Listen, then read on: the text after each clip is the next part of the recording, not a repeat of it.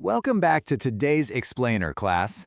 Today, we're going to learn how to completely conquer something that usually strikes fear into the hearts of students everywhere, the dreaded group project. We are going to master the art of collaboration and fair decision-making so your team can actually reach its goals without all that usual stress. Here's a quick look at our agenda so you know exactly what's coming up. We're covering 1. The power of collaboration. 2. Defining clear group roles. 3. Fair voting techniques. 4. Respecting group decisions. 5. Your homework challenge. And 6. Our godly learner's philosophy. All right, kicking things off with Section 1. The power of collaboration. Why we work together. So, why do we even bother working together? Be honest with me for a second. Have you ever felt just completely frustrated in a group project? You know, we've all let out that classic middle school groan when a group project is announced. Usually it's because one person ends up doing literally all the heavy lifting, or maybe a few loud voices completely dominate the conversation while everyone else just gets ignored. It's exhausting, right? Well, this perfectly illustrates why effective collaboration is a total game changer. Think about it. Without clear roles, you get frustration, chaos, and this messy dynamic where important voices are just drowned out.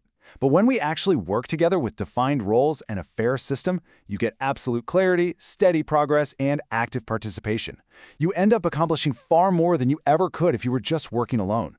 And you know, God actually designed us to work together like this. Ecclesiastes chapter 4 verse 9 tells us, 2 are better than 1 because they have a good reward for their toil. When we collaborate fairly and bring our different, God-given strengths to the table, we share in a much richer reward. You simply aren't meant to carry the whole load on your own. Moving right along to Section 2, Defining Clear Group Roles, Building Your Team Toolkit. Think of your group kind of like a basketball team. You can't have everyone trying to play point guard at the exact same time, right? Everyone needs a specific position to play. By assigning clear roles, you completely eliminate confusion. So, you might need a leader who guides the group's focus, a recorder who takes detailed notes, a timekeeper keeping their eyes on the clock, and a presenter who's ready to clearly share the final work with the rest of us. By defining these roles from the very first minute you sit down together, you keep the whole project moving so smoothly. It totally avoids that awkward tension of, wait, I thought you were doing the research. And most importantly, assigning roles ensures every single student actively participates and feels valued. Absolutely nobody is left sitting on the sidelines. Okay, let's jump into Section 3, Fair Voting Techniques, Making Decisions Together. Put a group of smart 8th graders in a room and you're absolutely going to have different opinions. Fair voting is how we make sure everyone has input. Step 1 is simple, discuss the options openly. Step 2, and guys, this is absolutely crucial. You must decide ahead of time exactly how the vote is going to be counted. Are we doing a simple majority? Does it need to be unanimous? Decide those rules first. Then, Step 3, cast your votes fairly.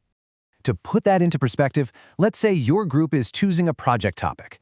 3 of you vote for a history presentation and 2 vote for science.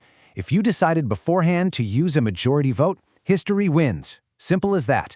A majority vote ensures all voices are heard fairly, even when there's a split decision. The system works and no one feels cheated out of their say.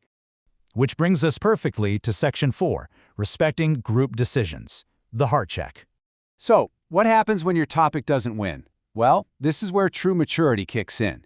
Once a decision is made, maturity means supporting the outcome even if you didn't personally vote for it. If you voted for science, but history won the tally, you don't pout, complain, or just stop working. You support the decision enthusiastically to protect your team and keep the group united. That, my friends, is what true leadership looks like. And, you know, this ties directly into our biblical morality. God literally calls us to be peacemakers and people of integrity. Listening fully to your classmates, speaking kindly even when you totally disagree, and being a solid team player, that isn't just about getting an A on my rubric. It reflects God's heart. Whether you're right here in our classroom, serving at your church, or eventually out there in the workplace, collaborating in love honors God. All right, on to Section 5, Your Homework Challenge. Apply what you've learned. Now it's time to put these collaboration skills into practice. For your assignment, you're going to write down 3 benefits of assigning roles, describe a time voting solved a disagreement for you, practice a mock class vote and record the steps, identify 3 ways to support a decision you disagreed with, and finally, write a quick reflection on fairness. This is how we take these concepts and turn them into your daily habits. And finally, let's wrap things up with Section 6, Godly Learner's Philosophy, Wisdom and Righteous Choices. Romans chapter 8, verses 6 and 7 teaches us, "For to be carnally minded is death, but to be spiritually minded is life and peace." This verse right here is exactly why we intertwine biblical morality with everything you learn. At HeroesMart Academy, we deeply believe that education without morality can actually hurt. Having knowledge and intelligence should help you make wise, God-honoring choices, rather than just simply making you a more capable person. As Romans tells us, keeping your mind spiritually minded is what truly leads to life and peace. So I absolutely encourage you to pursue academic excellence, but do so while keeping your mind centered on God, truth, wisdom, and righteous choices. So I'll leave you with this. As you go out to collaborate today, how will you use your intelligence not just to snag a good grade, but to genuinely build up your team and honor God?